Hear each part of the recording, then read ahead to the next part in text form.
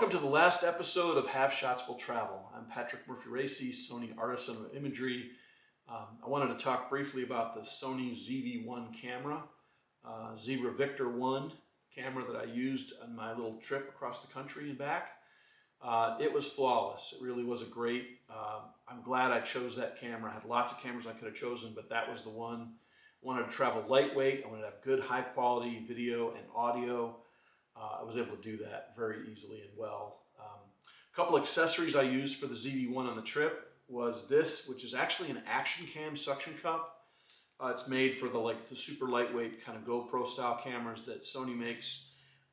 This actually held the ZV-1 no problem, even with this wireless receiver on it, this microphone receiver.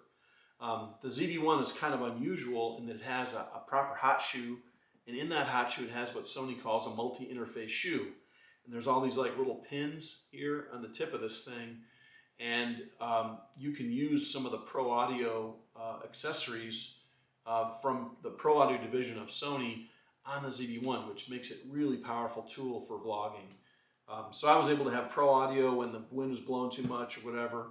And it just was really great. I could walk away from the camera and be outside and still be clear and hear me and stuff like that. So really like that. The other accessory I wanted to mention is simple. It's a 6-foot long USB cord that powered the camera. So basically, as I was driving along, I would have the camera next to me in the car on the passenger seat just plugged in, charging. So every time I got out of the camera and wanted to shoot something, the camera was ready to go and fully charged, which was very convenient. Because it had a 6-foot cord, I could also have the camera in the car hooked up to the suction cup on the passenger window, and I could drive along with the camera plugged into power, not using the battery. So kind of a simple thing, but a lot of Canon and Nikon users that come in from there to Sony kind of need to figure out you don't have to bring your external battery charger everywhere. It's kind of a waste of time. So that's kind of nice. Next thing I want to talk about is the car. The car did fantastic. I have no regrets about buying it. I bought it like 6 days before I took off on this 4,000-mile trip, and it never missed a beat. I drove 78 miles an hour cruise control all the way to Arizona and got a little over 39 miles per gallon. On the way home, I chilled out a little bit and went to 76 miles an hour, and I got 40.7 miles per gallon. I'm ecstatic about that. I mean, it was amazing to go that far and for so little money. It cost me $121 to go one way across the country. It cost me less to come back because I was getting better fuel economy. Can't say enough good things about the Jetta Sportwagen. I've had Passats, we've had a Beetle, we had one Jetta. They're fantastic cars. I wish they made a Passat station wagon with a diesel in it, but they haven't done that since '05, which kind of sucks. But I know Dieselgate put a big hit on Volkswagen. These cars are really worth owning, especially if you keep a car a long time. My buddy Brian Wagner's got one. He's got a little Golf with 300,000 on it, and he's still driving it every day. So they're really great, but they're no longer exporting any diesels to the United States because I think they still have egg on their face from Dieselgate, which sucks because they're great cars. So if you're trying to figure out what to get, I would recommend a TDI. They're wonderful cars. They'll last you a long time. It's good to have a good diesel mechanic you can call on when you need one, but fantastic experience. It was not only great to be able to go fast and get good fuel economy, but also to be able to pass trucks when I needed to with ease. And I think it's 140 horsepower. So it's kind of a lot of go juice for diesel. And remember, it's torque, not horsepower, that really gets a diesel going. So anyway, I'm a big fan.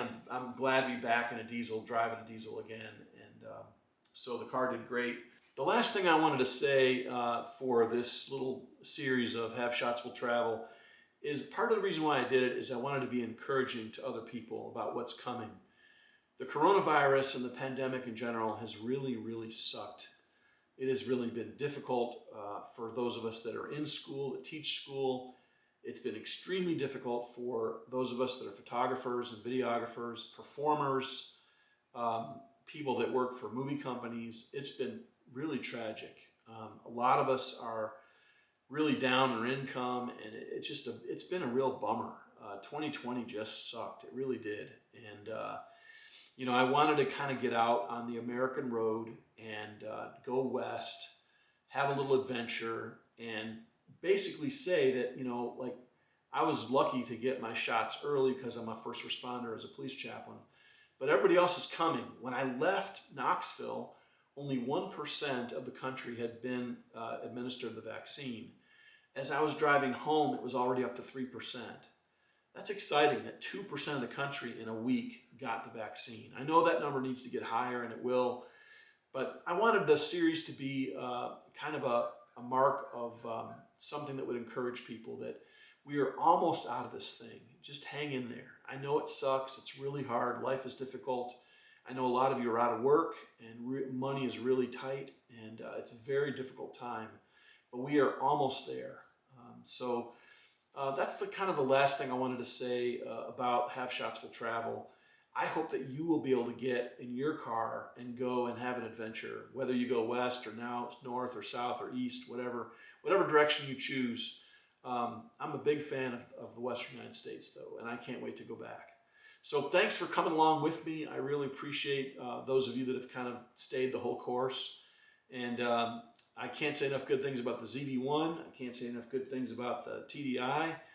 And I can't say enough good things about how it feels to have had both shots and the vaccine, and that my body now has the antibodies against the coronavirus. I'm very excited about that. And I pray that you will get your vaccine as soon as possible.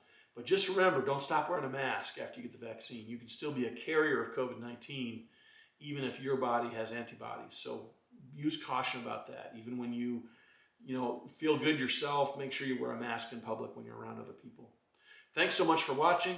Sony artisan Patrick Murphy Racy saying, can't think of what my next trip's going to be, but it's going to be soon. Thanks so much for watching. Be safe out there.